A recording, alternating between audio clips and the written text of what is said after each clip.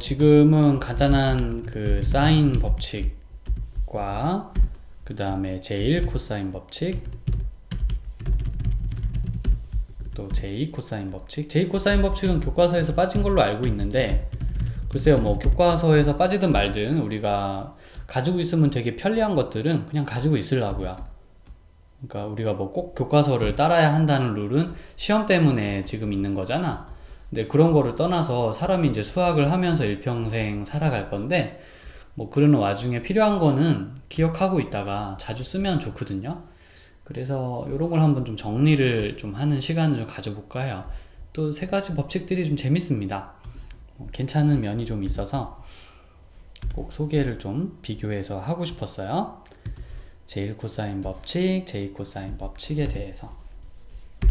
일단은 이제 사인 법칙이라는 거는 이게 쌤이 대문자로 쓰면 이게 각도고 소문자로 쓰면 변의 길이다 이렇게 생각해 줄래? 그래서 이러한 각도가 있고 변의 길이가 있는데 요때 우리가 만들 수 있는 거야. 이것도 생각해 주면 좋아. 그 해외 책에서는 가끔 이렇게 원에 대한 얘기는 없는 것도 많이 있어. 우리나라 책에는 또 비교해 보면 원 얘기가 꼭 나오더라고.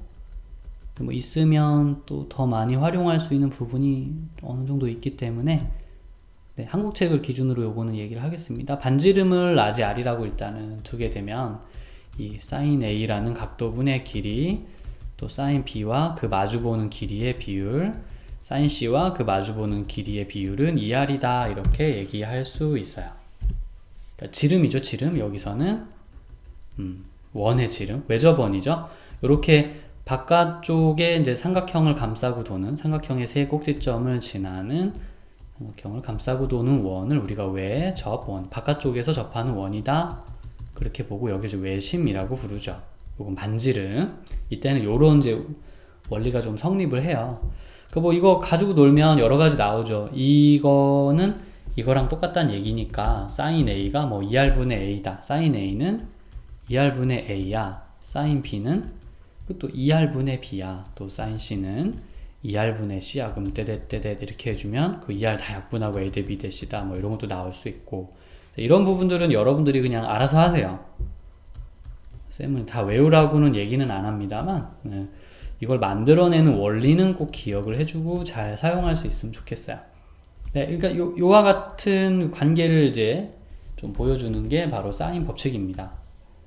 각과 변은 이런 식으로 관계를 가지고 돌아가요. 식이라는 건 그런 관계를 보여주는 거죠. 다음에 제1 코사인 법칙은요, 코사인 법칙 중에 첫 번째 사람이란 뜻인데, 이게 그러니까 일단 결과부터 보면 이렇게 생겨가지고 좀 코사인이더라. 코사인 그 C 코사인 뭐 그 B, 또는 길이 B는 A 코사인 뭐 C에서 C 코사인 A가 되고 뭐 이렇게 가거든요. 근데 그게 왜 나왔는지 얘기를 들어보면 되게 허무해. 그 엄청 간단한 이유가 좀 있어요. 여러분들도 충분히 따라할 수 있을 겁니다. 한번 기본적인 사인 코사인 교육을 받으신 분들은 아마 쉽게 공감할 수 있는 내용일 거라 생각해요. 한번 볼게요. 여기 빗변의 길이를 C, 요 직각삼각형을 기준으로 빗변의 길이를 C라 하면 여기가 C, 지금 코사인 B가 되죠. 이쪽의 길이는 C 코사인 사인 B가 됩니다. 지금 내가 하는 이거는 이제 따로 그때 교육을 받은 게 있어야 된다고 방금 얘기했어. 그러니까 여기를 R이라고 하고 여기를 세타라고 그러면 여긴 R 코사인 세타이고 여긴 R 사인 세타입니다. 그래서 그래요. 간단한 원리죠. 근데 그 원리 지금은 소개 안 할게요. 요거는 이걸 배운 사람이 듣는 강의이기 때문에 이제 요 강의는 다른 강의에서 좀 들어주시길 부탁하고요. 그 다음에 또 이쪽 삼각형을 중심으로 본다면 여기 각도가 C니까 이제 이쪽의 길이는 B, 여기 B를 기준으로 코사인 C 할 수 있고, 여기는 또 이제 B 사인 C라고 해도 괜찮지. 근데 어찌됐든 이 C 코사인 B와 B 코사인 C를 계산하면 A라는 길이가 되겠네. 그러면 그게 이거야. 이거. 그러니까 이거 그냥 두 개 더하면 이겁니다 하고 적어 놓은 거예요. 간단한 원리죠? 그리고 이제 제2 코사인 법칙 같은 경우 쌤은 이거를 좀 즐겨 쓰는 상황을 자주 만나게 되는 것 같은데요. 이게 피타고라스랑 비슷하게 생겼거든. a제곱은 b의 제곱 더하기 c의 제곱 일부분인 요 부분만까지만 보면 피타고라스랑 똑같잖아. 그래서 또 어떤 책에는 일반화된 피타고라스 정리라고 써 있어요. 원래 피타고라스 공식은 이제 각도가 90도일 때 쓸 수가 있는데, 이거는 각도가 뭐가 되든 상관없이 아무데나 그냥 놓고 쓸 수 있는 피타고라스 공식이다, 이렇게 말하는 거죠. 됐죠? 네. 그렇게 해서 이렇게 보고 들어가도 상관은 없습니다. 그러면 이제 만약에 그 b를 중심으로 생각을 시작했다면 b의 제곱은 a제곱 c의 제곱이 ac 코사인 b가 되는 거고요. c를 중심으로 생각을 시작했으면 a제곱 b의 제곱 2ab 코사인 c가 되는 거죠. 네, 그러니까 이렇게 뭐 다 이렇게 외우는 게 아니라 어떻게 돌아가는지 그 원리 알겠죠? 제작이 되는 방식 이런 거. 네. 오늘은 이 세 가지 비교를 하는 거에 좀 집중할 거기 때문에 개별 뭐 증명에 대해서는 아주 많이 신경을 쓰진 않았습니다. 지금 1번 소개도 안 했고 증명은 2번은 간단하게 한번 얘기해 봤고 3번은 뭐 아직 좀 증명은 소개하지 않았습니다. 증명은 이제 위키나 이런 데 좀 많이 나와 있기 때문에 여러분들이 그 문서로 된 증명을 한번 보시고, 혹시나 문서화 된 게 좀 이해가 하나도 안 갑니다, 설명을 해주실 수 있겠어요? 그러면 쌤이 한번 후속 강의 좀 만들어 볼게요.